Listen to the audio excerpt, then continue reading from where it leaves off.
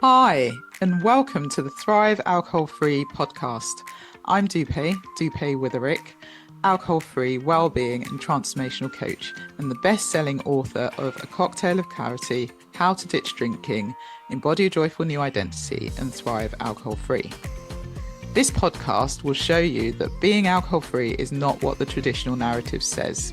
And even though alcohol is so ingrained in our society that it is okay to give yourself permission to stop drinking if you want to. And you do not have to wait until you hit rock bottom. It is certainly not boring, and I believe ditching drinking is just the start to living an extraordinary life. By getting rid of this one thing, it allows the doors to open to endless possibilities and opportunities. Each week, we will have guests on who are at various stages of the alcohol-free journey, from those who are curious to those who have been alcohol-free for years. We will also have experts on talking about different topics relating to alcohol and beyond. Through these conversations, you will discover what it means to thrive alcohol-free. Enjoy. Hi, and welcome to the latest episode of the Thrive Alcohol Free podcast. I am so pleased you are here, and I do hope you've had a good week. It's amazing that we're already in February. I don't know what you think, but for me, this year is already going really quickly. It's the 20th of February today, and it's just amazing. I hope the start of your year has been good. And if it hasn't, then there's still lots of it to go. So let's all live in hope. I wanted to share something with you because I was speaking to the clients on my 21-day challenge on the group coaching calls. And we were talking about cravings, and I was reminding them that cravings are just thoughts. So I wanted to share something with you. I am so grateful. Many of you may know that I am a runner and I love running. And so I've had the opportunity while we've been here in Marrakesh to run in Marrakesh. And as I run, I see these colorful buildings, I see orange trees, I see beautiful, decadent, large doors, beautifully ornated doors, and tall mosque towers, which are called minarets, and the Atlas Mountains are just there. You just see them in the background as you run through the city. And it's such a joy. But I was thinking about running, and I wanted to share something with you because a lot of people think that the reason you start running is for the physical benefits. And then later on, they discover the mental benefits. And I started running in February 2021, a few months after ditching drinking in November 2020. So I only planned to take a 21-day break from alcohol, as you might know. But here I am, 4 and a bit years later. And the thing that I help clients with, and that I've learned along the way as well, is how to change negative thoughts to positive thoughts. And so I've run 2 London marathons since I started running, and I hadn't run since school. But you can imagine there were times along the way where I thought, I can't do this. I'm not capable. Who am I to run a marathon at nearly 43 or 44 years old? However, when you run, you do have that time to think, but you have to choose your thoughts. And you can choose your thoughts. And generally, at the end of every run that I've done, and people that have run, I'm sure will agree, you feel so much better and you're thinking more positive thoughts, no matter how you started. So what's this got to do with running? Well, we have the power to really look at our thoughts in a profound way. And we don't need to believe every single thought. 95% of the things we do is run on our subconscious mind. And we automatically go to things. So we automatically go to thoughts that we've always thought because our subconscious mind is trying to keep us safe.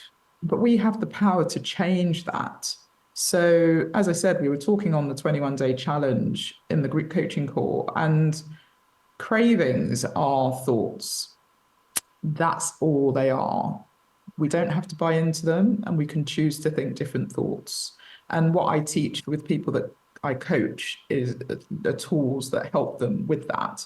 But one of the tools is really thinking about the positive thoughts. So what positive thoughts can you think today, or what positive thoughts do you want to think today?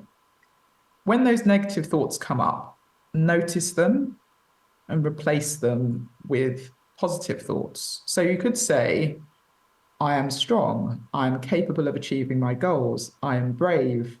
I am worthy of love. I'm positive. I deserve to be happy.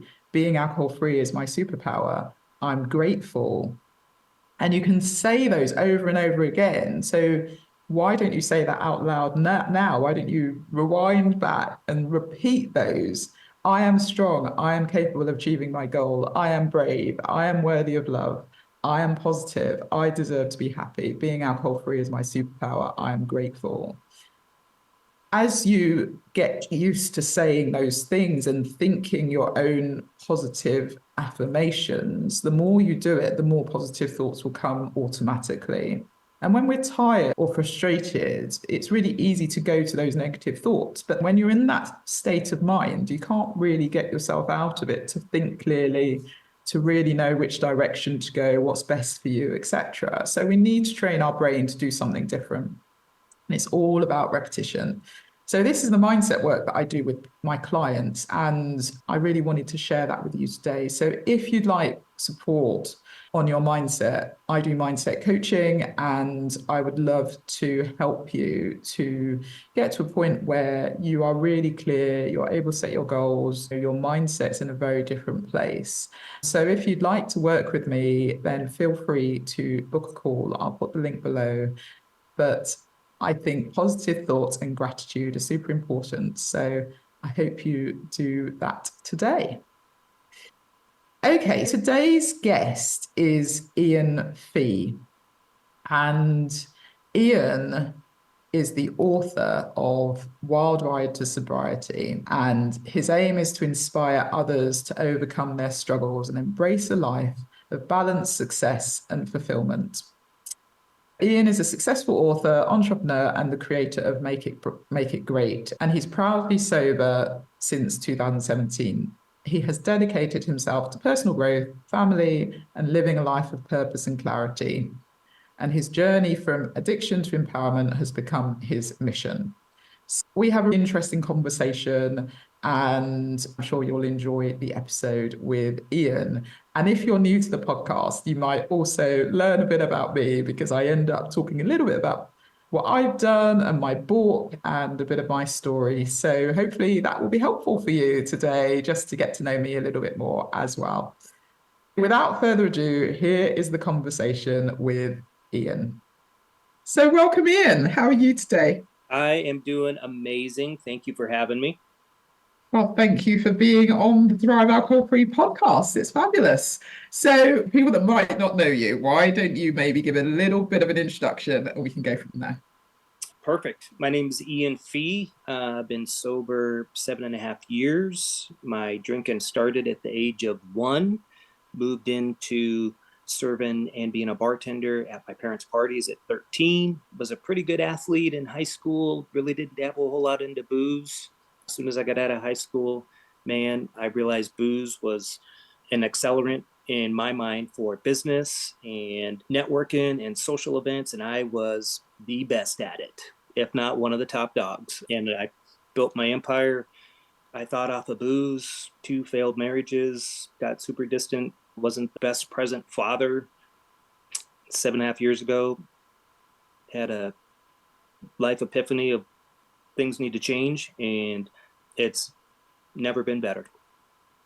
Wow, that was a little whistle-stop tour. It's resonating in my ear that I was drinking at the age of 1. So maybe you want to unpack that a little bit.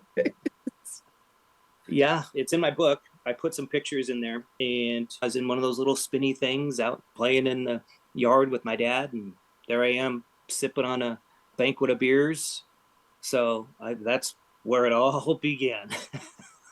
And I guess back in the 70s, it was acceptable to, oh, it's okay. Your kid can sip foam off the beer. We'd bounce around in car. There were no car seats back then, right? I mean, no seatbelts, parents smoking in the car with the windows rolled up, and just generations have drastically changed. Yes, indeed. It is amazing when you look back, isn't it? Hindsight's 2020. Yeah, okay, so that's fun. But then you said 7.5 years ago you had an epiphany. So let's go to that epiphany, and then we'll go back a bit more. But what was the Yeah, epiphany? I was building my business from martini happy hours to nice dinners and bottles of wine late at night, and that was just rinse and repeat 4 or 5 days a week. Sometimes I'd carry the party and bring a whole entourage of people back to the house, call the wife and be like, hey, get some steaks ready, I'm bringing 10 people over. And that just wasn't once a month, that was a few times a week. So I wore down her definitely in those episodes of my drink and debauchery, thinking I'm doing this good thing, growing my business and networking and making friends. And then went into rehab October 17th, 2017, which was a 10-day pretty intense rehab. And I went in going, I'm going to save my marriage, I'm going to be a better dad, I'm going to do this for my business and all my friends. And on the third day in there, I don't know what hit me. The good Lord touched my shoulder or something.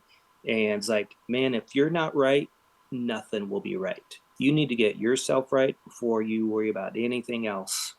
And that really hit me, that I really needed to get myself right and forgive myself for a lot of things, reset my life, find a new life without alcohol, and refocus on me. And that was a big turning point for me. Big realization, because I was always a people pleaser. I was doing things for the wrong reason. I wasn't doing them. I had to look in the mirror and be like, man, you got to get yourself right, or ain't nothing's going to be right. And I had all these red flags going off prior to going into rehab. And again, 2 failed marriages. And I was the party dad, right? I got a 29-year-old son now, 27-year-old daughter, and a 14-year-old. And in those households, I have it in my book, I both had them write letters of their experience of their drinking dad in the household. Mm. And if the kids were at my house, I knew where they were. But I was also the guy to be like, hey, let's do shots to the high school and college kids. And I was the party dad. And then my daughter would be texting, hey, could you turn the music down? I'm trying to study. So, two completely different experiences. And even though I was physically present at my kids' games, but I was also making sure everybody had solo cups filled with wine, beers, Bloody Marys, whatever. So I was making sure the stands were good while my kids are playing sports. So there's a big difference that I realized of being there and then also being present was a big eye opener for sure. Mm. Mm. And he talked about doing it for you, which is where everyone needs to get to, isn't it? Because I think people go into this and think, oh, well, I'll do it for so and so, or I need to stop drinking because of X, Y, Z, when it is fundamentally for you, and that's where you got to. So tell us a little bit more about that, because forgiveness is such a big thing, and so many people think you need to forgive other people or forgive things that have happened to you, but you do get to a point where you do need to forgive yourself as well. Yeah, I really try to resonate with people of forgive your younger self, believe in your current self, and create your future self. And Mm. the forgiveness piece is you could go ask you, it's like I'm sure in everybody's drinking days, there's all kinds of, oh my God, what did I text somebody? What did I say? There's all these regrets that you have the Mm. next day. And you can go to those people the next day and be like, oh, hey, sorry, I was rude to you, or I said some derogatory stuff, or whatever the case may be. And most people are like, oh, don't worry about it. It's okay. Right. Even though some words that you say will never be unheard. Right. Mm. So, and you can go to those people and be like, hey, I'm really sorry. But at the end of the day, you need to look in the mirror and go, I'm going to be a better person. I'm forgiving myself for my past and I'm going to move on, because you can't dwell in the past. You can only work on today and try to be a better person every day. So I really say that every day. I'm going to be a better person than I was yesterday. I'm going to be a better person today. And I live and breathe by that. And it's great not to wake up in the morning and go, oh, who do I have to apologize to? What did I say? Oh my gosh, what did I forget to do? And it's just that anxiety, man. I don't miss that one bit in the drinking Mm. days. Yeah. The forgiveness piece, though, that's everybody's own own journey that you just kind of have to be at peace that you're a better person today and not focus on the person you were, because you're not that person. If you're really trying to be a better person, you have to forgive that person and just focus on what's in front of you. It's the old adage, right? That's why the rear view mirrors are so small. Quit looking in the back, and the windshield's so big. So keep looking forward, forgive yourself, whatever case may be. Everybody has different forgiveness in their life and different experiences. But I think everybody that's probably listening to your podcast has a lot of those stories of regrets and anxiety and like, oh my, I wish I wouldn't have done that. Yeah, and it sounds like it was a really clear thing that you heard where it was, this is about me. I've got to do something, otherwise life's not going to be better if I'm not better. Right. And even though What we all hear these red flags going off for people or friends or family or kids or coworkers, now you can look back and go, oh boy, there were a lot of red flags. Yeah. If you just put the booze blinders on and you don't hear those because you're not ready yet. Yeah, yeah. Yeah, and that's what I say a lot. You can't force anybody to go on this journey to say that they want to stop drinking. That isn't yours to do. They just have to get to that point. And when you're ready, you're ready. When you know, you know.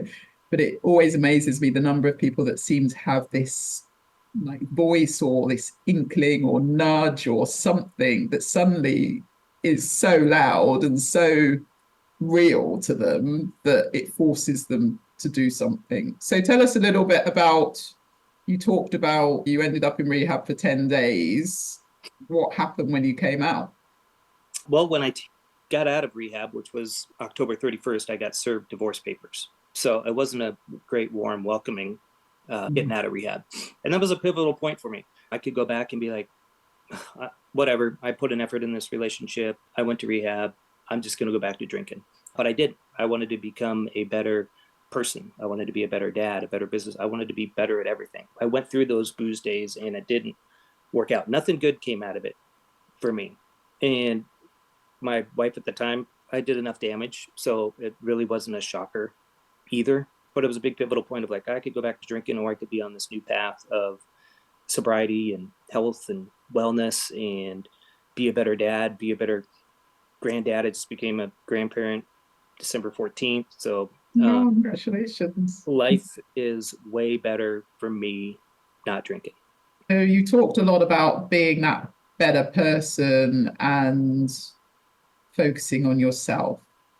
So what have you done in the past seven Oh, and a half years to feel like you're doing that every day? great question. Well, I lost almost 80 pounds. Wow. Drinking days, it'd be midnight. Let's go get 22 tacos, and just not the best food decisions either when you're drinking. And so health and fitness has kind of been my new dopamine hit. I work out every day. So my morning routine, and it's taken a while. These just don't happen overnight. A lot of people are like, well, oh my gosh, how do you do all that stuff? Well, I just kept stacking little things over time, and now it seems like a lot. When I was in rehab, we had to do a lot of writing, and I would have never thought, but I journal every day. I have it right here, journaling it every single day. And it could be half a page, could be a full page. So journaling's been a big thing for me, which I never thought I'd journal. I'm like, ooh, those are for 85-year-old ladies that like these cute little journals. That was kind of how I looked at journaling. And now I'm a journaler. So I journal for a few minutes in the morning. I wake up, I don't look at my phone for 30 minutes. I get outside. A lot of times it's super cold in Seattle. Go do some breath work for a couple minutes, just get my body ready for the day. Journal. I drink a lot of water, so I hydrate first thing in the morning, and then I'm off to the gym. I do cold plunge, sauna, come home, and my day is like my mind and body is ready to go for the day. But again, those didn't happen. I didn't work out every day. I worked out for 2 days, then it moved up to 3 days. So I just kept stacking my little wins, and now it's such a routine that if I miss one of those during the day, I know I missed something. Mm-hmm. And everybody's a little different. Some people just like, hey, I get up and walk every day, or it's whatever you find something to supplement whatever your vice was. And it can be different for everybody. I met somebody and this gal at a restaurant, and I was drinking soda waters. She's like, oh, you don't drink? Like, I don't either. It's been 2 years. I'm like, oh, well, what do you do now? And this is a 30 some odd year old gal here in Scottsdale, and she took up knitting. she was like, I would have never thought knitting is for my grandma knitted.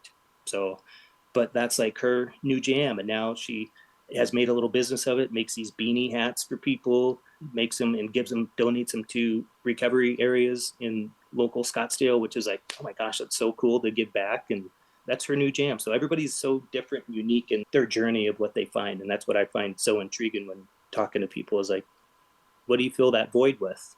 Or what's your new happiness? Yeah. Yeah. And What's knitting is yours? definitely. What's yours? Oh, I'm a running and yoga. So I stopped drinking in November 2020. I did a 10K program in February 2021, which is about 8 weeks or something, 10 weeks, having not run since 1995. Wow. And I've run 2 marathons now. So yeah, I ran my first marathon in Dre, and then I did my second last April, the 24th. So Good yeah, for you. Did you yeah, take yeah. that break because just drinking was more important? I forgot how much I loved running. So I don't know what it was. I literally got to university and I don't remember really doing any sports at all. Yeah, Really? drinking was probably the thing we did, Yeah, socializing, and that was a good sport back then. yeah, it was the best sport. And it was the way you fit in, and everything happened around drinking. So that was just what you did. And then I started work and got into that. And it just didn't feel like you had time for sports. And people talk about going to the gym. I remember joining a gym and then never going to the gym Yeah, in my 20s. And it just wasn't important. It wasn't yeah. important. And Hey, you I want to go to think the gym? You want to go to happy hour? exactly. And I think it gets to the point where you do think, I'm enjoying this. This is life. This is what it's all about. And it was lots of fun. We can't lie. I had lots of fun in my 20s. In my 30s, well, towards the end, I was getting to the point where I was like, no, I stopped drinking when I was 40. So you do go through times when it is lots of fun, Right, but it got to the point where it's like, no, it isn't fun anymore. I'm not enjoying it. And I didn't enjoy the taste of it either. I used to be a big red wine drinker and I loved the heavy red wines. I loved vineyards. I was a wine connoisseur. I knew all the best wines. I was pretentious as shit. And that was what it was all about. If this was an expensive bottle of wine, it must have been good. All that sort of stuff. You end up thinking, what the hell? I couldn't drink heavy red wines a couple of years before I stopped drinking, but I didn't think, oh, let's stop. right. But I got onto the lighter red wines and then I went on to the white wines. And then I was like, yeah, this is just a joke. I don't need this. It was a habit though. It was something that you do need to just stop doing. I didn't do AA or rehab or anything like that, but I said I'm taking a 21-day break. And that was me. And I did that 21 days and things happened. And it just kept going. Your 21 And days. it kept going. Yeah. And 4 and a bit years later, it's still best decision that I made. People say you're one decision away from changing the trajectory of your life. And I fundamentally believe that you can change your life tomorrow. And, Yeah, and there's absolutely. nothing stopping you. It's you that stops you. And so 80 pounds lighter, that's Yeah. amazing. Oh, when I send you my book, I put pictures in there. You'll get a good chuckle. Let me see if I can find it here for you. It's unrecognizable. I don't know if you can see that or not. Wow. Wow. Wow. Yeah. I was a Gosh. I was a large Marge. I was heavy Chevy there. And I loved what you said about it didn't all happen over your 7.5 years. A lot of people think I'm going to stop drinking, and if I don't see anything happen in the next 15 days, then I've failed or it's not working. And that's not the case. So I'd No, love to hear just a bit about, obviously, you said all the things you're doing now, but tell us a little bit about the journey. it's like everybody has these New Year's resolutions, right? January just passed, and everybody's like, I'm going to lose 20 pounds, I'm going to lose 30, whatever their number is, right? And they get focused on that number. And a week in, when they hop on the scale, they may have lost a pound or two. And it's kind of deflating of like, oh man, 28 is still a long ways away.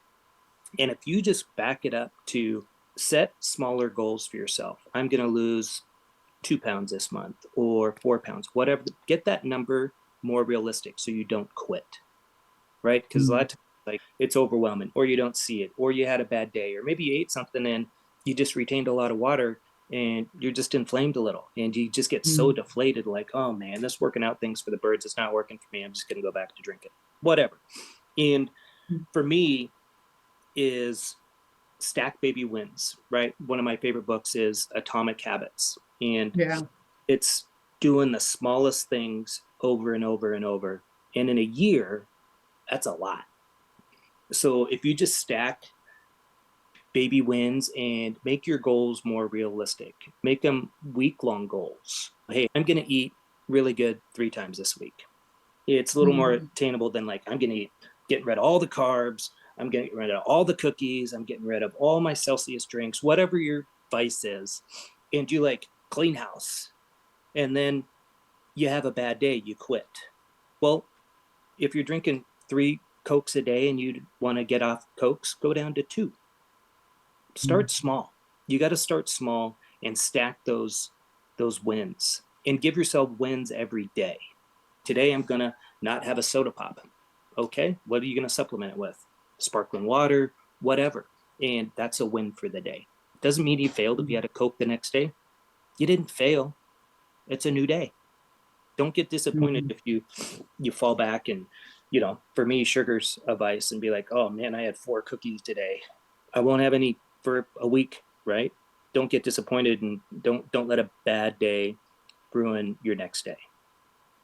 Well said. Yeah, it's really easy to get discouraged when you've got a big goal like that. And I'm sure you didn't set out to lose the 80 pounds, I did didn't. you? I did not. That was not in my, it just ended up that way by stacking all those routines Exactly. over time. It's like I cold plunge now, 2.5, 3 minutes.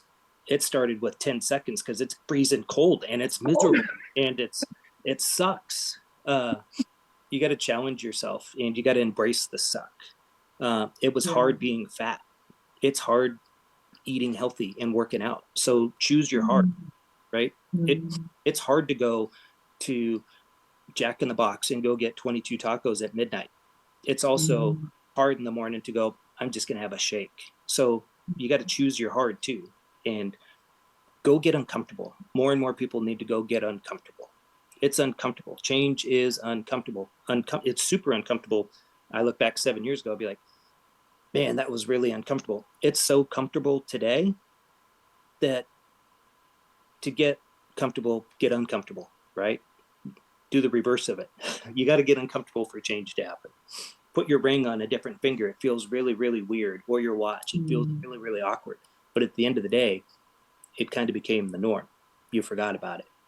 So it's kind of, whatever your routine is, know that it's going to be uncomfortable, but embrace that it's going to be really comfortable soon. It's like running for you. You didn't go just run a marathon. You had to get up in the morning, put your yoga pants on, strap on your shoes, and go for a couple miles, maybe a mile, maybe 3, maybe 5. But you didn't start out running a full marathon when you got up. You had to stack those miles and get your body trained to get there. But it's the discipline every day of going there. One day you might have, I only felt like running 3 miles. At least you ran. Even though you might have had 5 in your mind, you won, because you know what? You got up, did it.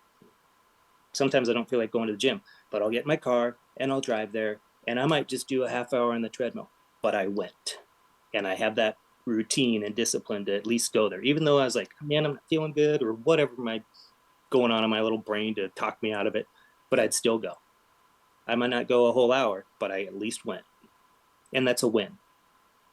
Yeah. And really that's the fun part. We see people run marathons or win Ironmans or do all these things, go in the Olympics and win the gold medal.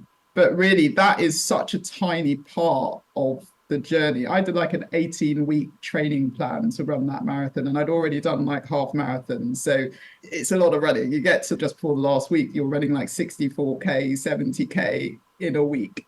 But actually, you start off with the 2K, right? So it does take time. But I think a lot of people wish for that destination, wish to be 80 pounds lighter, wish to run a marathon.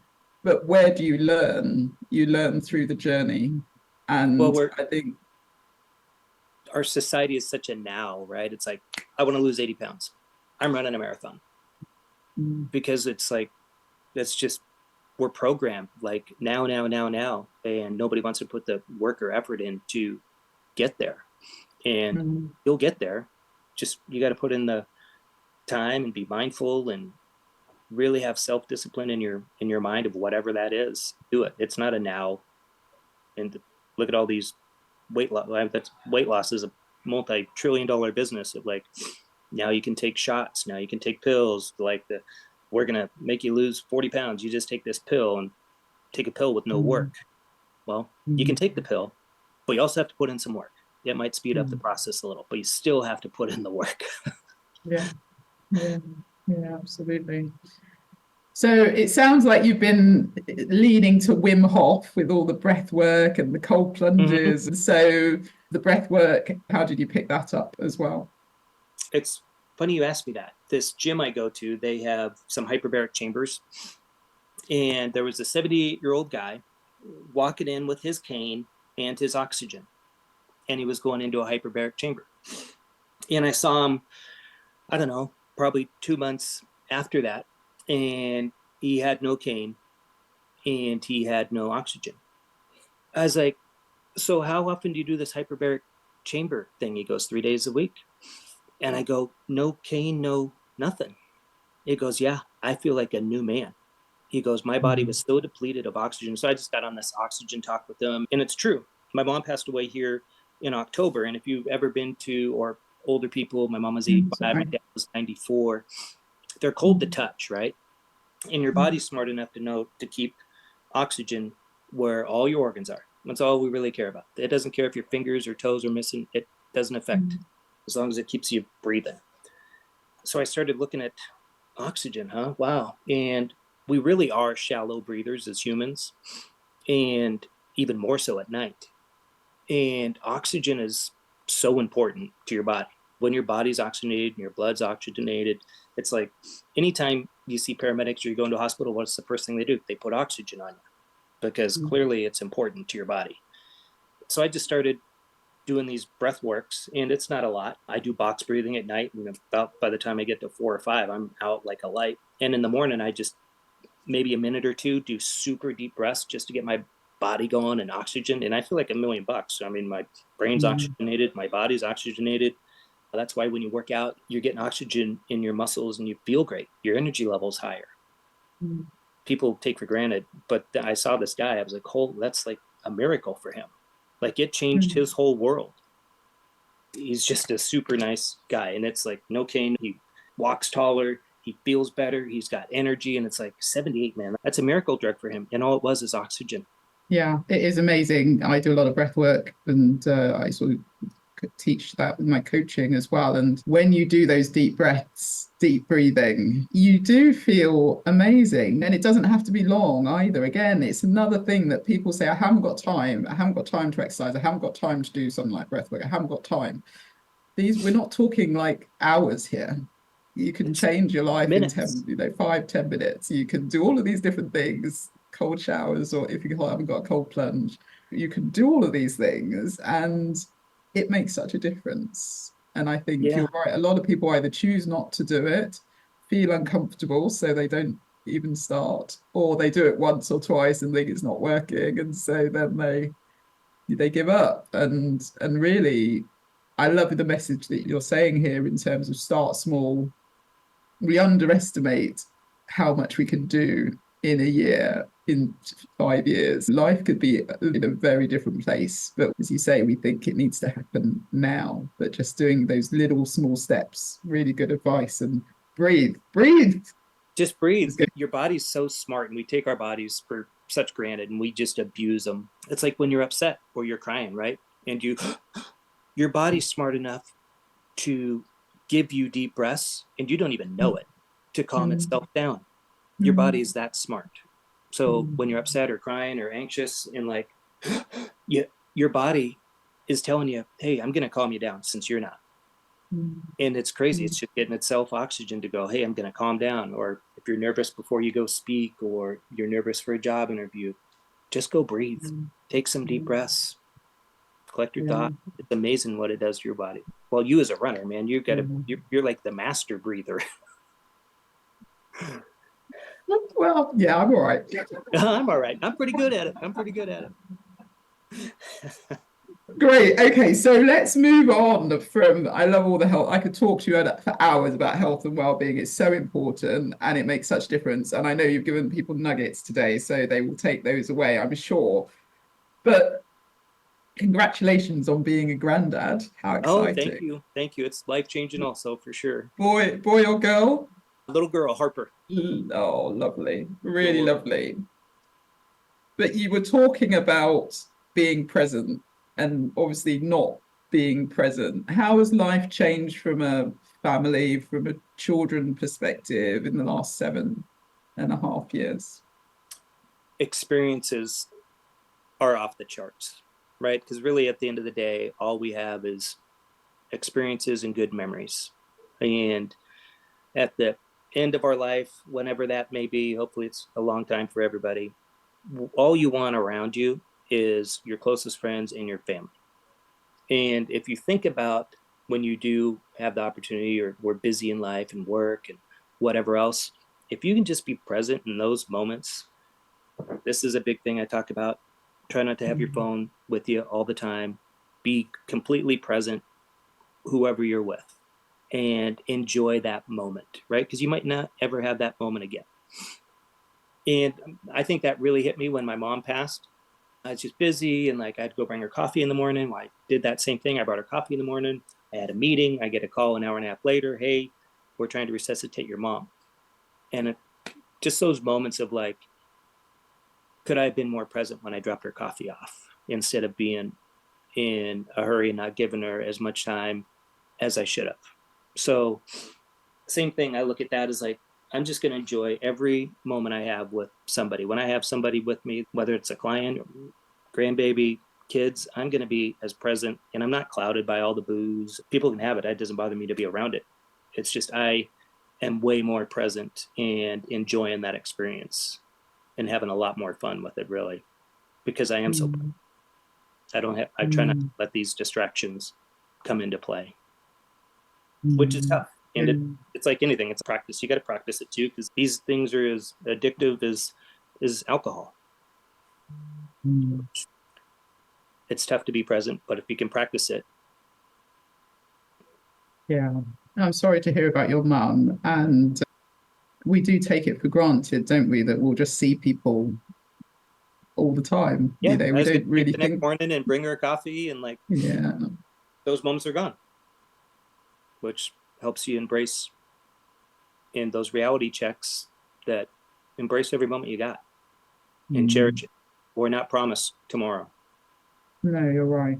Absolutely. And experiences are amazing, and we can take those for granted as well. And you talked about the phone a few times, and you mentioned that you don't go on it for the first 30 minutes. I think that's a really great habit to have. Your morning routine is really good. But for someone who might be struggling with putting the phone down, do you have any tips? Put it in another room is a big thing. If you're out with your family having dinner, put it somewhere else. Put it in the bathroom, put it in the garage, leave it in your car. If you're going on a date with somebody or taking your spouse out, leave your phone in the car. See what that's like.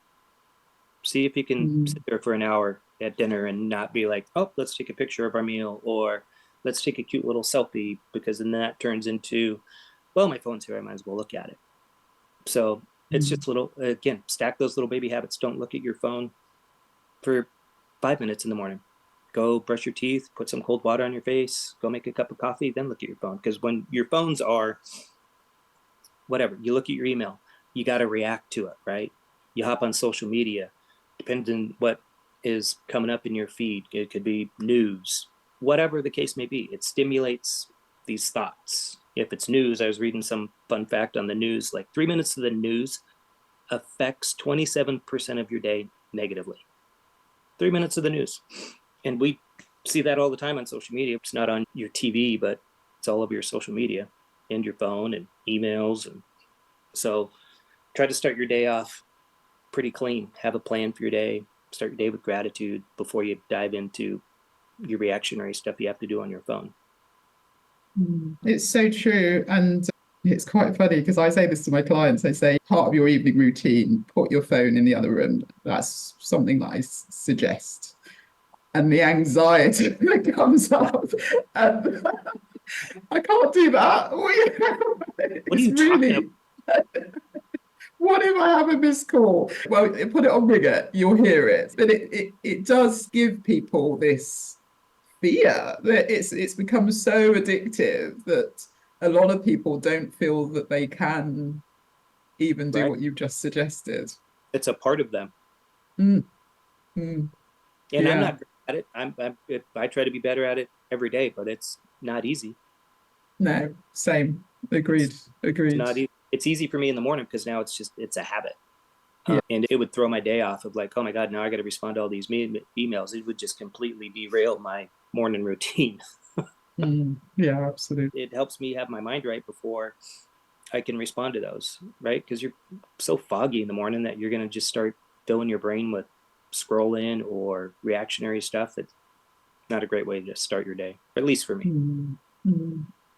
Yeah, agreed. And again, that's why if it's in the next room, you wake up and then you can journal, you can do that deep breathing for a couple of minutes, you can do all of those Yeah, things because you don't automatically pick up your phone. But as I said, it's not easy. And I'm not an expert either, so I'm not saying that. But it's something that if you can do more of, it changes your life. And with the news, I agree with you. Fundamentally, we don't realize how much the news impacts us negatively because whatever is happening in the world, you will hear about it. You don't need right. to sit and watch hours of the news every day. You Over don't and need to say, before I go to bed, I watch the news.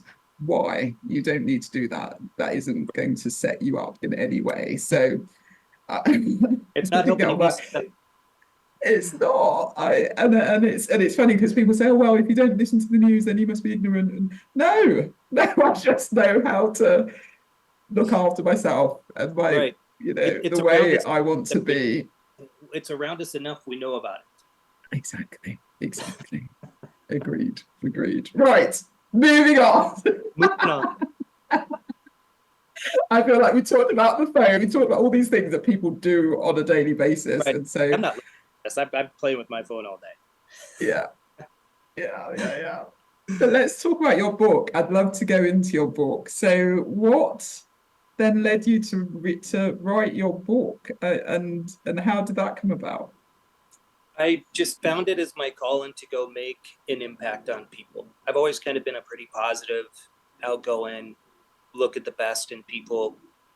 And then just my journey of debauchery, two failed marriages, not being present, drunken stories for days, to really go make an impact on people, whatever case may be. It could be drinking, it could be business, it could be kids, it could be health, wellness, fitness, bones, whatever. And I've had such way bigger response than I would have ever imagined. And it warms my heart of just the impact on people and the stories that people, text me or put on social media like, hey, your book really, really touched me. Or your forgiveness with your parents, it really resonated with me. Stacking small baby wins. So the book touches everybody a little different. And it's crazy how many people to me that are sober curious. What's it like not drinking? Right? I get a lot of, well, how'd you do it? Is it hard? I get a lot of, well, I don't drink hard alcohol anymore. Well, good for you. You drink beer and wine. Awesome. Hey, it's a start, right? Of how many people are so inquisitive, even people at bars. If I'm having lunch by myself, I'll grab a salad and a soda water. And a guy the other day had a martini and he's like, no martini for you. I'm like, nah, I quit drinking 7 years ago. And the response was, what happened? It's like there always has to be a problem, which clearly there was for me. But it's that stigma of, oh, you quit drinking. What's wrong? What happened? Instead of, I have an analogy in my book of like cupcakes, of the 12 cupcake theory of like, here's a 12 pack of beer. You're going to eat 12 cupcakes. You're insane. But there's a 12 pack of beer. Let's hammer that thing. It's two different perceptions, and they're both overly not great for you in massive amounts of quantity. So the book was, I never thought I'd write a book. I found a ghostwriter who was super amazing, who helped me put this thing together and kind of put my story together to where it was readable. Because if I wrote it, it would be like a caveman writing it. It'd be 6 pages with a lot of misspelled words and way more pictures than what's in there now. And it's a really easy read. It's not chapter driven. Some are a quarter page of, there's some funny stories, some tear jerkers with my kids. My kids wrote, their letters are in here. Yeah, and it was super therapeutic actually for me. And I think that's probably one of the reasons that I continue to journal, and I plan my day and then I end with gratitude in my journal. So yeah, if anybody ever thought about writing a book, I highly recommend you do it. Just do it. I didn't even know where to start. It started with 3 dudes that I work with sitting in Orange County at a bar. All 3 of us don't drink. And at table was guys and girls. They had martini lunches going, and be like, oh man, you guys remember those days when we would have martini lunches? And then we'd go back into these meetings. We were telling some funny stories. And one of them's like, we should write a book. I'm like, we should write a book. Let's go make an impact on people.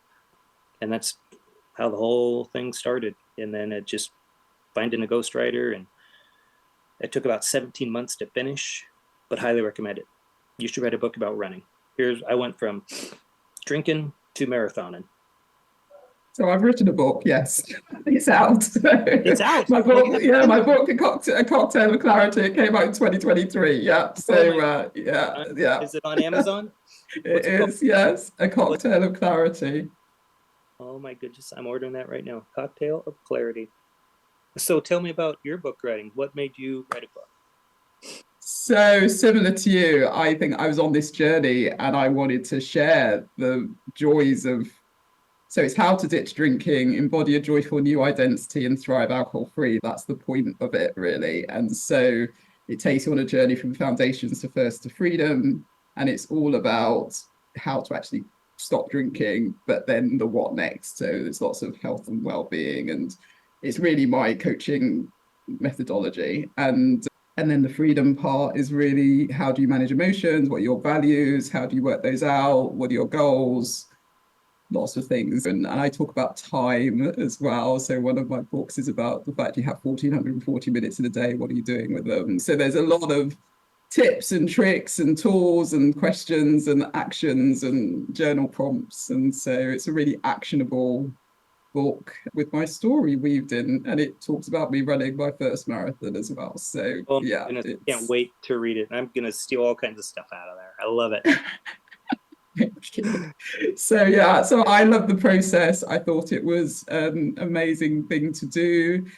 I wrote it myself, so that was quite an achievement. It just seemed to flow. There were days when I wouldn't write anything, and other days I'd write for hours and hours, and I just loved the process. And so anyone who's written a book, I admire. I just think it's such an amazing thing to do. And I heard the statistic that 82% of Americans want to write books and only 1% do. So the fact that we both got books out, I'm not American, but we're in the 1%ers. So it's a huge achievement, and it does make a difference. And it really is about getting the message out there. For me, it was a lot of the books that I read, because I devoured Quit Lit and lots of personal development books in the first year of not drinking. I read more books in that year than I had done probably in the past 10. Yeah, and same. I just was, but a lot of the books I was reading, it was very much, you had to your example of the guy with the martini, you had to have had a problem, you had to have hit rock bottom, you had to have done this. And that wasn't my story. And I loved the books, and I resonated with parts of all of them. I think all books, you learn something. Books are just amazing. You'll always learn something in a book. But for me, I wanted to get out there that you have a choice. This is a decision that you can make, and you can take the stance of being uncommon and not following the crowd, and actually do something different. And this is why you're not giving anything up, you're only gaining. It's a superpower, and it makes you brave, and you can go after all your dreams. And so that's what I fundamentally believe. That was the message. I want more people to realize that this not drinking thing isn't about being boring or missing out. It's the complete opposite. And so that's what my book is. That's what I've been trying to do. And that's the message of the book. I can't wait to read it. And I think there is this pendulum shift of health and wellness. And in the next 10 years, I think we're going to see more and more people, the people that were sober curious, are going to start Mm, not drinking. And I think there's going to be a big shift there. One, the health benefits. I was just hearing something that they're going to put warning labels now on alcohol, like they did with cigarettes, because it's mm, not overly healthy for you. Even though everybody's like, oh, 2 glasses of wine a day is super healthy for you. It'll be interesting to see the next 10 years for sure. You know, in a lot of, I still go to bars and restaurants, and I'm seeing more and more mocktail menus. I was just at a place in mm, Scottsdale, man. They had like it looked like a wine list of all these mocktails mm, they had. And it was like, oh man, that's super cool to see. Some of the yeah. New York, I was talking to a gal, they're opening some mocktail bars. So people can still go out, they can still go dance, listen to a DJ, be social with their friends, but no booze, and have the same environment. So I think it's super exciting to see what's coming.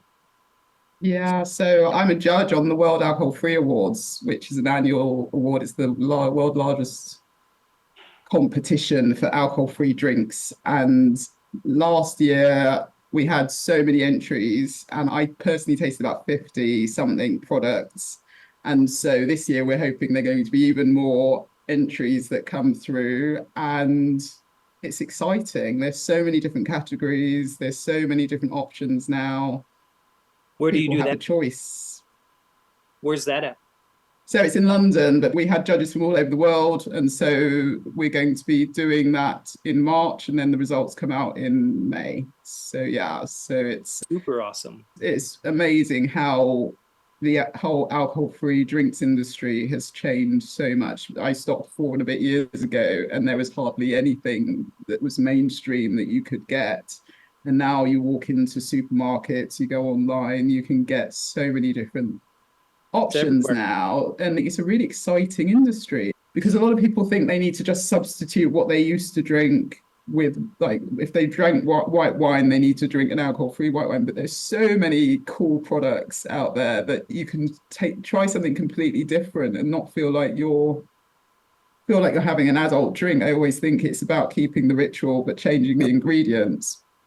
You For can sure. still have your adult drink, but you just do it differently, right? That's right. So yeah, it's all fun, all lots of fun. Good for you. That's awesome. Thank you. So we talked about the book. Tell me a bit about making it great. Do you want to talk about that a little bit?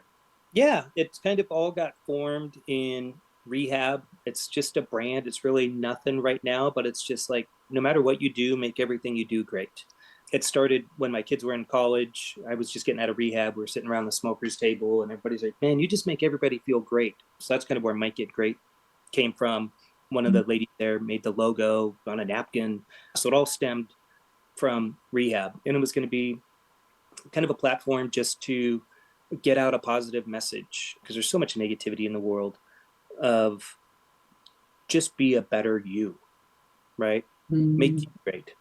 And no matter what you do, just give it your best and mm, continue to keep trying and don't quit. So I made hoodies and hats and was going to do apparel and public speaking. So hopefully it'll get ramped up a little more to do that. It kind of sat stagnant for a little bit, but that the whole plan is if you follow it on social media, there's always a positive message out there daily. There's 3 or 4 that hit there just to keep you on track. Maybe a little nudge reminder that life is great, that you can do it, believe in yourself, you are worthy, just because we don't hear that enough. yeah, they're fabulous messages, and people need to hear that as well. So that's fantastic. So how can people get in touch with you, Ian? You can find me on Instagram. It's just my name, Ian Fee. Also, there's the makeitgreat.me Instagram. I'm on LinkedIn, TikTok. In my book, all my contact, my emails, my phone numbers on there. Wild Ride to Sobriety is on Amazon. So yeah, if you ever need help, guidance, direction, somebody to talk to, I'd love to help. Brilliant. Well, thank you so much. Any last words of wisdom before we close? Just stack your baby wins and embrace today and forgive your younger self, believe in your current self, and create your future self. Try to remember Love those. it. Love it. That's really powerful. So, with all my episodes, I end with the one question: what does thriving alcohol free mean to you? thriving alcohol free means to me the world you can do whatever you put your mind to at no matter what age you're at. That'd Yeah, be the thing. yeah. It's so true. It's so true. You can absolutely. We limit ourselves on age. You're like, oh, I'm 62, I can't do this. Well, I met a lady here. She's 82 years old and just became a pilot when she was 78 to fly planes. And she been her lifelong dream. And she lost her husband, and it's just super amazing just to talk to her and be like, so something I always wanted to go do, so I did it. And so age isn't a limitation on anything. You know, I'm too old to switch my careers. I'm too old to do this. I'm too old to work out. I'm too old to run a marathon. No, you're not. You're absolutely not. Our bodies are super resilient, and go believe in yourself and go do whatever you want to go do, because you can do it. Yeah. Yeah, and that's such a powerful 82. That's fantastic, isn't it? That's Oh my just God. like wow. Like, just Wow. so heartwarming to hear that story. And I sat in this retirement place with my mom, and some of them weren't that old, and they were like giving up on life. And so it's just so refreshing that she just embraced the world, and she's unstoppable in her mind. I'm going to go do whatever I want. And that's something she's always wanted to go do, put herself through school. She's been flying for 3.5 years. And it's like, she's this 20-year-old living her dream in a 78-year-old body. It's so cool to see. Yeah. So many people give up before they even get started, and it's generally fear and leaving their comfort zone. And that is the reason, or the perception, being conditioned to believe that once you hit a certain age, then you can't do X, Y, and Z. So when I hear stories like that, I just think you've still got a lot of life in you. Don't give up, keep going. There's so much more you can achieve. And it is a message that more people need to hear and believe in themselves that they can at least try. And there's no failure, it's only learning. So go out there and do it. This has been a really positive message. So thank you so much for being on the Thrive Alcohol Free podcast. Thanks so much, and keep doing what you're doing and keep making an awesome impact on people. Thank you. You too. Well, thank you, Ian, for sharing so vulnerably and sharing your wisdom and tips based on losing 80 pounds and all the self-care and daily routines that you do. I think that's so helpful. And hopefully you have found something in there that could be helpful to you.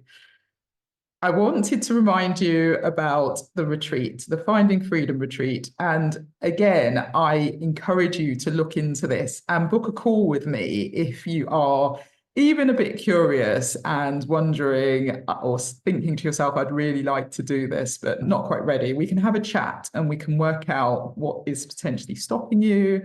And there's also the offer of a payment plan, so you can spread the investment across a few months so that it makes it a bit easier for you. But I want to just reiterate that this Finding Freedom retreat will be life-changing. Will help you to step outside of your comfort zone. You'll go on a journey of self-discovery, and you will learn the power that's inside of you and what you're truly capable of through coaching, yoga, breathwork, sound baths, and the healing ceremonies that we're going to do across the 8 days. You will be able to let go of things that have been holding you back that you may not even know. And it is an alcohol-free retreat. However, if you are curious about becoming alcohol-free, if you're happy to do a week alcohol-free, then you are more than welcome to join, because it will also help you realize that alcohol just isn't important. It's not something that you need in your life. But that's just the beginning, because it's really about releasing old patterns, learning tools such as emotional freedom technique, EFT, meditation, visualization to help you in your daily life so that you can start defining what your ideal dreamiest life could be. You'll discover human design, you'll embrace emotions. So I'll teach you how to manage and process emotions. You'll define your core values, we'll set goals, and by the end of it, you will step into the future that you've always known was available for you, but maybe just didn't believe was possible. Your whole perspective is going to change in these 8 days, and you will grow, you will learn, and no doubt you will make lifelong bonds with the incredible like-minded women who will also be on this journey with you. So I'd really love you to consider the Finding Freedom retreat. I'd love to see you there. I'd love to give you the biggest hug. And we're going to have a blast. It's going to be the most incredible week in Bali. I spent a month in Bali last year and it changed my life. And I fundamentally believe that anyone who gets the opportunity to spend time in this place comes back changed, and no doubt you will. So I'd love you to say yes to yourself, secure one of the last remaining spots. Head to thrivealcoholfree.com/Finding Freedom Retreat, and I'm happy to have a call with you and we can talk through and just make sure that this is right for you and we can have a chat about it. And I am sure you will realize that this is the best thing you could do for yourself in 2025. I hope this is something you'll consider, and I believe that you, being the thriving woman that you are, wants to do this. So I look forward to hearing from you. Okay, well, I hope this episode has been valuable to you, and I do appreciate you for being here and spending time listening to the Thrive Alcohol Free podcast, because it is an absolute labor of love for me. I love speaking to the people that I talk to, and I really want it to help you change your perspective when it comes to alcohol, and also see what is possible and how far you can go by getting rid of this one thing. It changes everything. I hope you have the most wonderful week, and I will see you on the next one. Take care. Thank you so much for listening to the Thrive Alcohol Free podcast. If you enjoyed the episode, please subscribe so you get alerted every time I drop a new episode.